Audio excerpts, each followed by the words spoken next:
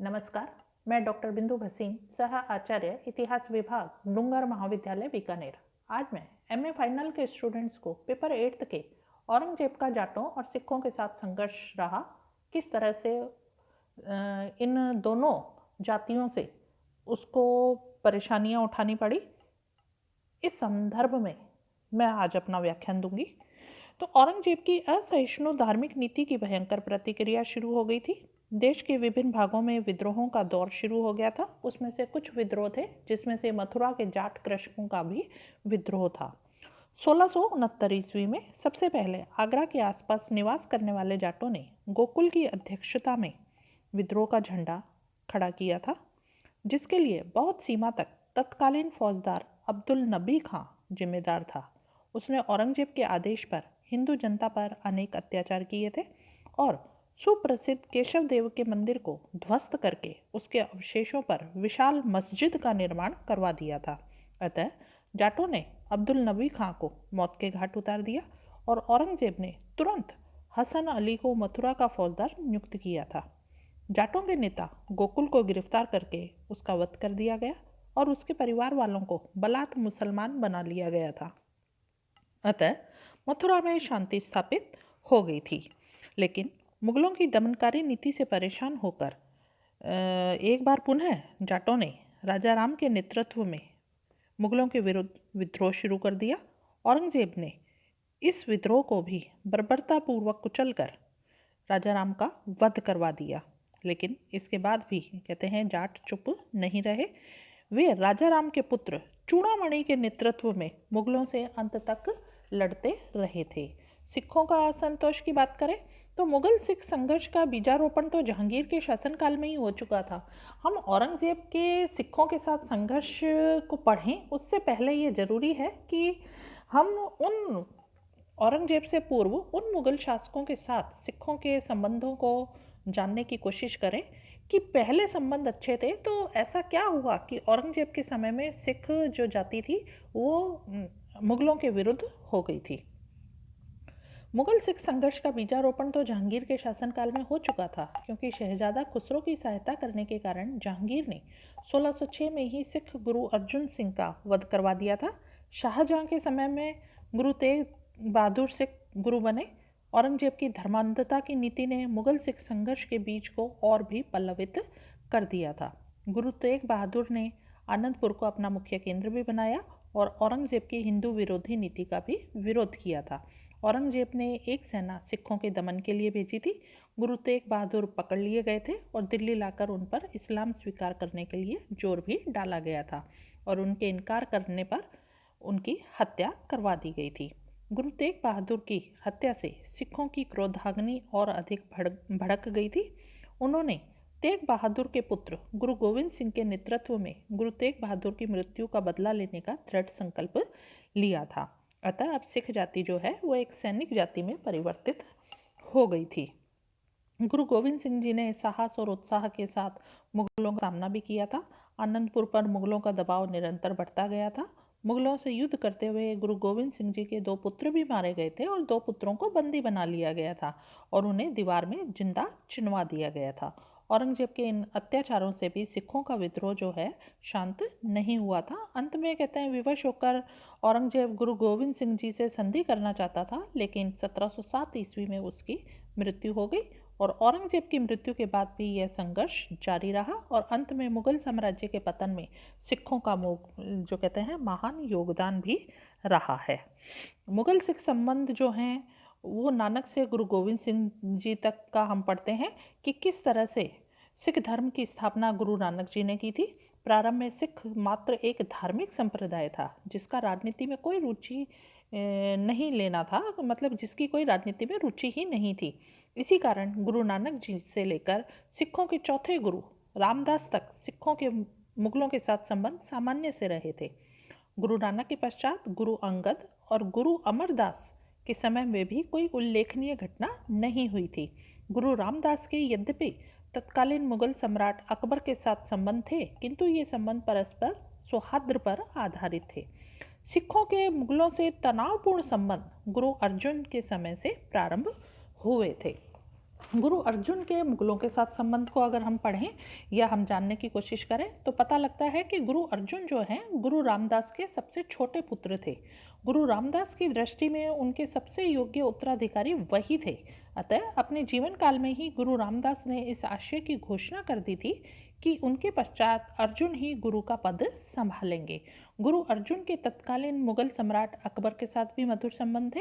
इसी कारण 1605 ईस्वी तक तो मुगल और सिखों के मध्य व्यापारिक संबंध भी कायम रहे, किंतु अकबर की मृत्यु के साथ ही स्थिति में महत्वपूर्ण परिवर्तन होता चला गया। नए मुगल सम्राट जहांगीर ने अर्जुन की बढ़ती लोकप्रियता को पसंद नहीं किया था और इसी समय से मुगल सिख संघर्ष जो है शुरू हो गया था। जहांगीर के राज सिंहासन पर आसीन होने के कुछ ही समय पश्चात उसके पुत्र खुसरो ने भी विद्रोह किया था। इसी समय खुसरो आशीर्वाद लेने के लिए गुरु अर्जुन के यहाँ गया था। गुरु अर्जुन ने उनका स्वागत किया था और उसकी सफलता की कामना भी की थी। उल्लेखनीय है कि गुरु अर्जुन ने खुसरो की सैनिक या किसी अन्य प्रकार से कोई सहायता नहीं की थी, किंतु जब जहांगीर को इस बात का पता चला था कि खुसरो विद्रोह से पूर्व गुरु अर्जुन से मिला था तो वह गुरु अर्जुन से अत्यधिक नाराज हो गया था और खुसरो के विद्रोह को दबाने के पश्चात उसने गुरु अर्जुन पर आर्थिक जुर्माने की घोषणा की थी और गुरु अर्जुन ने जो जुर्माना है उसे देने से इनकार कर दिया था। तो जहांगीर ने उन्हें कैद करवा लिया और मृत्यु दंड दिए जाने का आदेश दिया था। मृत्यु से पूर्व गुरु अर्जुन को अत्यधिक प्रताड़ित भी किया गया था। इस घटना ने मुगल सिख संघर्ष को जन्म दे दिया। गुरु हरगोविंद सिंह और मुगल। गुरु अर्जुन ने मृत्यु से पूर्व अपने पुत्र हरगोविंद को गुरु बनाए जाने के लिए अपना निर्णय सुनाया था। अतः उनकी मृत्यु के पश्चात हरगोविंद को मात्र 11 वर्ष की अल्पायु में ही गुरु घोषित कर दिया गया था। गुरु हरगोविंद ने गुरु बनने के पश्चात 2 तलवारें धारण की थी। उन्होंने घोषणा की थी कि इनमें से एक तलवार तो उनकी आत्मिक शक्ति और दूसरी सांसारिक शक्ति को प्रदर्शित करती है। गुरु हरगोविंद ने यह भी घोषणा की थी कि भविष्य में भक्तजन भेंट के रूप में अस्त्र शस्त्र भी चढ़ा सकते हैं। गुरु हरगोविंद ने भी अपने पिता के समान ही मुगल सम्राट जहांगीर को जुर्माना अदा करने से इनकार किया था। अतः जहांगीर द्वारा हरगोविंद को गिरफ्तार किया गया। उन्हें लगभग 1 वर्ष तक ग्वालियर के किले में भी कैद रखा गया था। मुक्त होने के बाद हरगोविंद ने अपनी सैनिक शक्ति में वृद्धि की थी। जहांगीर की मृत्यु जब 1627 ईस्वी में हुई थी तब तक यही स्थिति बनी रही थी। शाहजहां के शासनकाल में भी गुरु हरगोविंद की मुगलों से 2 बार मुठभेड़ हुई थी। शीघ्र ही हरगोविंद समझ गए थे कि मुगल शक्ति से टक्कर लेना उनके लिए संभव नहीं है, अतः उन्होंने शेष जीवन कीरतपुर में ही व्यतीत किया था। गुरु हरिराय और मुगल। गुरु गोविंद सिंह के पश्चात उनके पुत्र हरिराय गुरु बने। गुरु हरिराय के शाहजहां के सबसे बड़े पुत्र दारा शिकोह से मित्रतापूर्ण संबंध थे। अतः 1658 ईस्वी में औरंगजेब द्वारा मुगल सत्ता जब हथियाई गई थी तो उसके पश्चात गुरु हरिराय के लिए समस्या उत्पन्न हो गई थी, किंतु किसी प्रकार से वे अपने जीवन को शांतिपूर्वक व्यतीत करने में सफल हो गए थे। गुरु हरिकिशन और मुगल। गुरु हरिराय ने अपने छोटे पुत्र हरिकिशन को अपना उत्तराधिकारी नियुक्त किए जाने की घोषणा की थी। अतः गुरु हरिराय की मृत्यु के पश्चात हरिकिशन को गुरु नियुक्त किया गया था।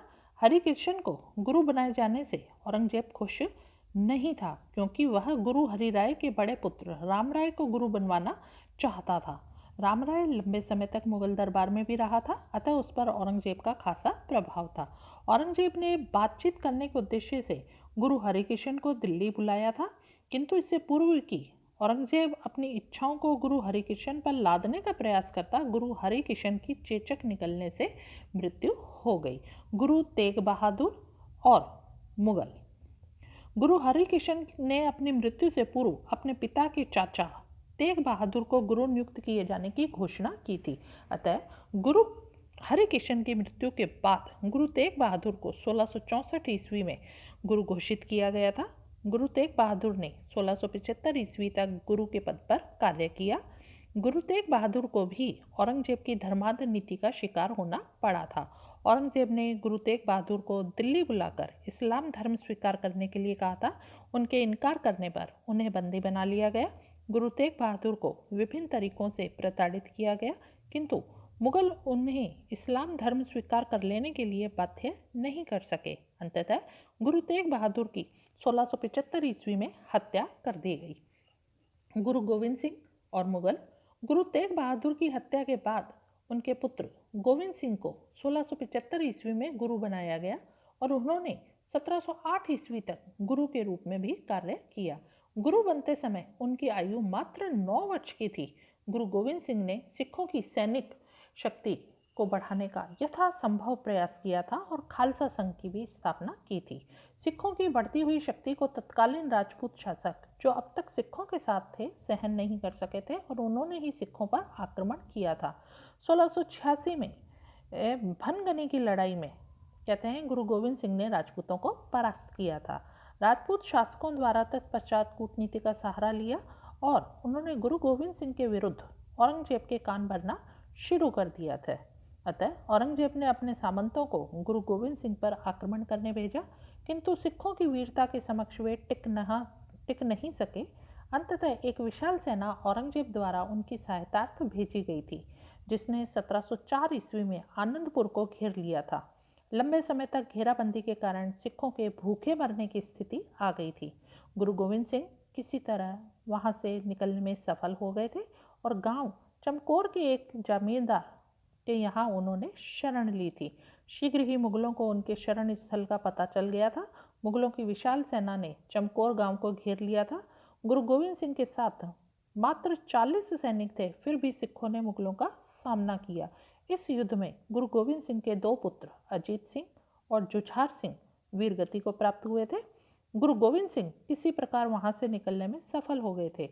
उनके 2 पुत्रों जोरावर सिंह और फतेह सिंह को उनका रसोइया अपने साथ अपने गांव सहेड़ी ले गया था, किंतु वहां उसके मन में पाप आ गया।